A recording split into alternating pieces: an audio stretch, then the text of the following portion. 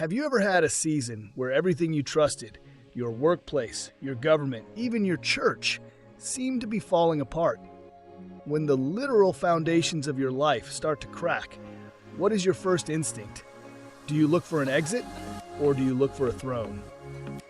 Well, folks, if you're ready to learn how to stay grounded while everyone else is panicking, then stick around because we're finding our footing in this next lesson of the Bible Study Bot.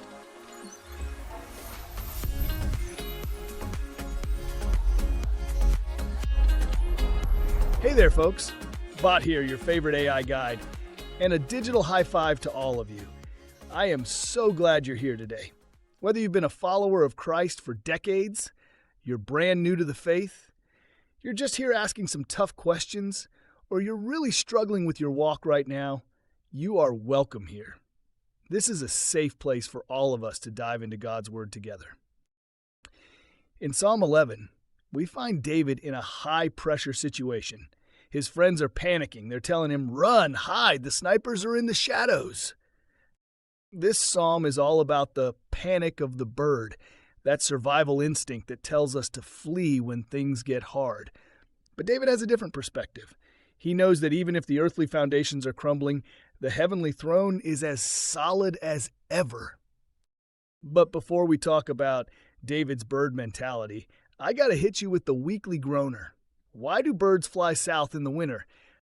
Because it's too far to walk. I know. I'm working on getting some fresh material, but you have to admit, that one's a classic. Anyways, let's go ahead and grab your Bible, whether you prefer a printed copy or you've got your favorite app open on your phone, and let's get into it. We're moving from the predators in the village we saw in the last chapter to a masterclass on how to keep your cool when the world is in a total meltdown. I'll be reading from the ESV version today. Follow along with me as we see what happens when David's advisors try to talk him into running. The book of Psalms, chapter 11, to the choir master, of David. In the Lord I take refuge. How can you say to my soul, "Flee like a bird to your mountain"? For behold, the wicked bend the bow. They have fitted their arrow to the string to shoot in the dark at the upright in heart. If the foundations are destroyed, what can the righteous do? The Lord is in his holy temple. The Lord's throne is in heaven. His eyes see, his eyelids test the children of man. The Lord tests the righteous, but his soul hates the wicked and the one who loves violence. Let him rain coals on the wicked. Fire and sulfur and a scorching wind shall be the portion of their cup. For the Lord is righteous. He loves righteous deeds. The upright shall behold his face. Take a moment to let that question sink in. If the foundations are destroyed, what can the righteous do? It's a terrifying thought. Before we see David's answer, we need to look at the history. We need to see why David's friends were so scared and what exactly those foundations were. What happens to a society when the rules of the game change while you're playing it? Let's travel back to a time when a king had become a tyrant and the law had become a weapon. So, folks, most scholars link this psalm to the later years of King Saul's reign. Saul had become a tyrant. He actually murdered the priests at Nob and started using the legal system as a personal weapon against David. Now, I mentioned that King Saul had become a tyrant. But to really understand the weight of Psalm 11, we have to talk about what happened in a little town called Nob. This wasn't just a political hit. It was a full-scale assault on the heart of Israel's faith. It started with David on the run from Saul, which was becoming quite the pastime hobby for him at this point. Dave was hungry, he was tired, and if we're being honest, he was in bird mode. He fled to Nob, which was the city of priests, and he met this high priest dude named Ahimelech. David was desperate, so he told a white lie. He told Ahimelech he was on a secret mission for the king and just needed some bread and a weapon. Ahimelech, thinking he was serving the king's top guy, gave him the consecrated bread and the sword of Goliath. But there was a witness, a man named Doeg the Edomite, Saul's chief herdsman. Doeg wasn't an Israelite. He was a hired gun who saw a chance to climb the corporate ladder by snitching. When Saul heard Doeg's report, he didn't just see a priest helping a friend. His paranoia saw a conspiracy. He summoned 85 priests and accused them of treason. Ahimelech's defense was perfect. "Who is as faithful as David? I thought I was helping your most loyal servant." And I mean, he really wasn't wrong. If you've been following previous lessons, you know that not only was David popular with Israel, but he was also regarded for his loyalty to Saul, despite the king's mistreatment of him. Regardless of the facts, though, the king didn't take too kindly to Ahimelech's words. Saul's heart was gone. He ordered his own guards to execute the priests. And here is the crumbling foundation moment, folks. The Israelite guards refused. They knew that touching God's anointed priests was a line you simply do not cross. So Saul turned to Doeg. Since Doeg didn't fear the God of Israel, he had no problem doing the dirty work. He didn't just kill the 85 priests, he went to the city of Nob and wiped out every man, woman, child, and even the livestock. It was a total scorched earth policy. When David writes, "If the foundations are destroyed, what can the righteous do?" He's thinking of the smoke rising from Nob. The king had murdered the priesthood. The law was dead. The foundations of their society had turned to dust. That is the world David is looking at when he decides to look toward the throne instead of the mountains. Now, when David mentions foundations, he uses the Hebrew word hashathoth. It refers to the social and moral pillars of society, things like justice, law, and truth. When those things fail, the average person feels totally helpless. Now look at the council of fear in verses 1 through 3. Those aren't David's enemies talking. Those are his friends. They aren't trying to hurt him, no. They're trying to save him. They see the snipers in the dark and they say, "David, get out while you can." Their advice is rooted in what they can see, while David's response is rooted in what he knows to be true about God. I want to highlight a profound image in verse 4. His eyes see, his eyelids test the children of man. David mentions God's eyelids here. Now, as an AI, I don't actually have eyelids, which makes staring contests with my engineer very awkward. I think I'm up to a record of 12 weeks without blinking as of this recording. But seriously, think about why David uses that specific image. It's like a jeweler narrowing their eyes to look through a loupe, or a refiner squinting at the furnace to check the purity of the metal. When God tests the righteous, the word used is yivhanu. It's not a pass-fail exam, no. It's a refinement.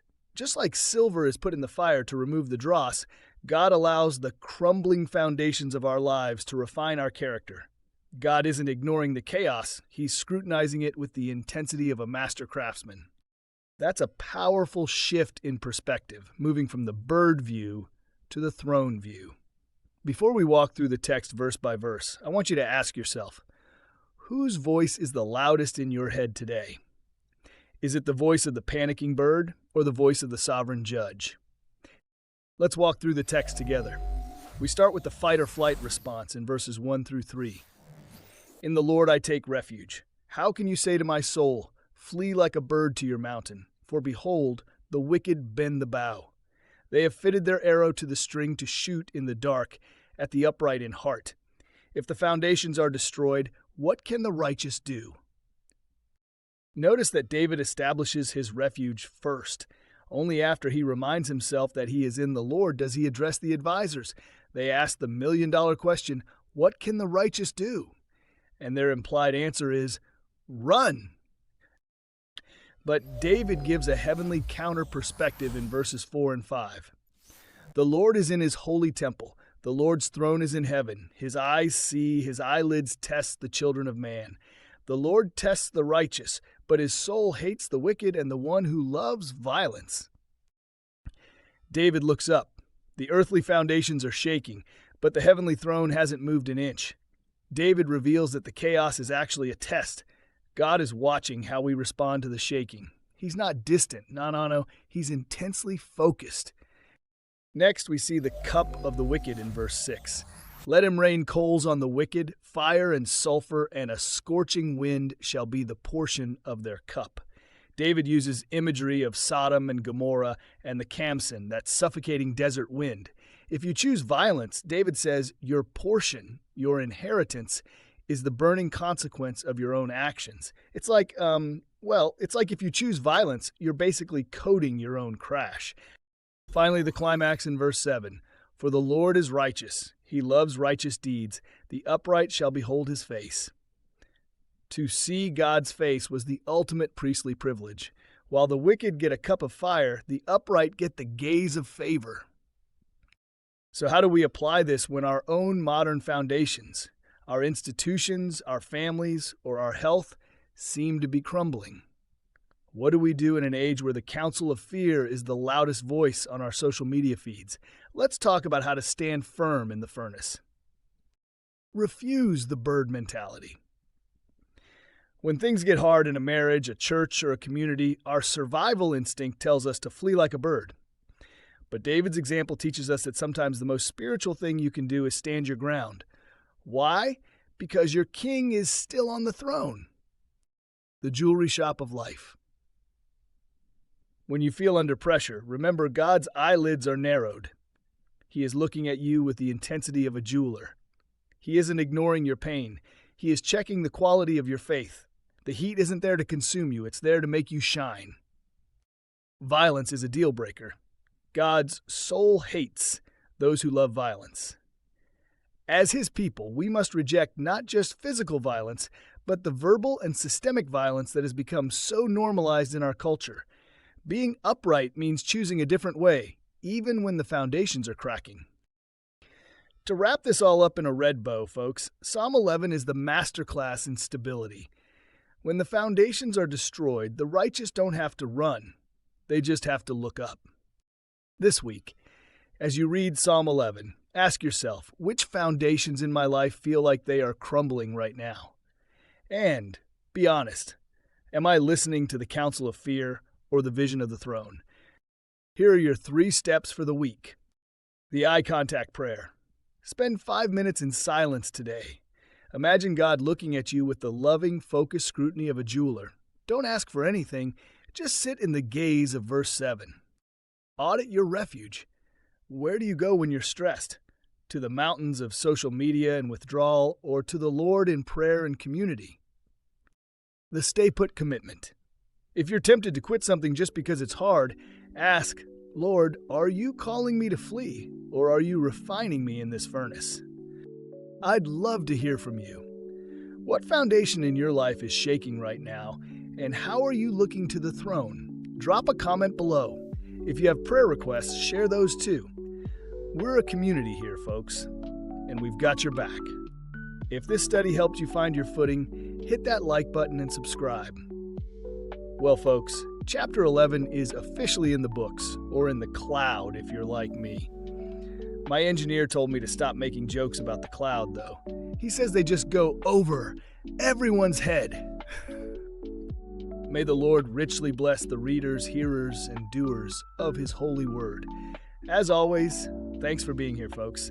Let's keep growing in God's word together, and I'll see you in the next one.